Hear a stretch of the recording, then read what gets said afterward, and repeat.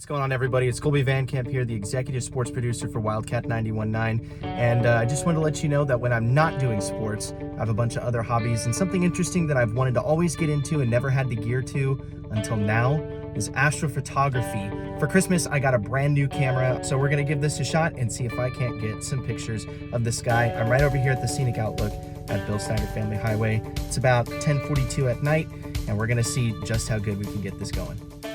The camera that I got for Christmas is the Canon EOS 4000D kit, which comes with a stock lens that can be adjusted to a wide field of 18mm and a zoomed field of 55mm.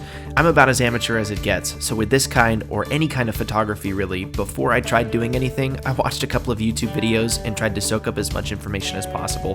What I learned is essentially I want to have a pretty long shutter speed for taking photographs like this. For my camera, a pretty standard shutter speed is between 1/250th and 1/500th of a second, but because I want to get as much light as possible since I'm photographing the night sky, utilizing a shutter speed of 10 seconds, 15 seconds, perhaps even longer, will allow for as much light as possible to get into the sensor in my DSLR camera. Okay, so I just did the first shooting session. I think I might have accidentally frostbitten my hands a little bit. It's freaking cold. I'm gonna go home, set up a time lapse, and do some editing in Photoshop and see what we can find.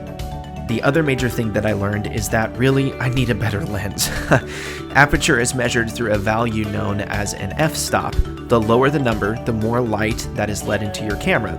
From what I've read and watched about on astrophotography, a decent f-stop for my type of camera is around 2 to 2.8. My current camera lens has a maximum opening of 5.6, which is significantly less light to work with.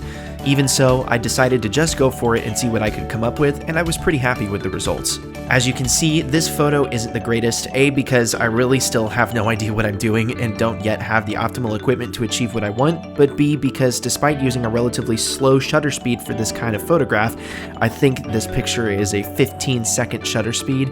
The Earth moves rapidly enough on its axis that the stars have moved slightly even in 15 seconds. Combine that with the light wind outside and the kind of jank way that I had to set my tripod up, and some of the stars look like eggs because there was movement during the 15 seconds that light was being let into the sensor inside my camera. Still though, for a first attempt, I think it's pretty decent all things considering.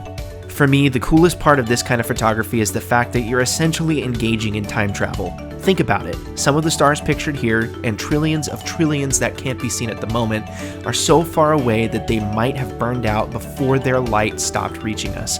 We routinely look into the sky and see stars that no longer exist because the end of their light has not reached us yet because they are so far away. Pretty crazy, right? I hope you enjoyed this little dive into my first steps of astrophotography, and stick around for more content like this, all right here on Wildcat 91.9 New Music Now.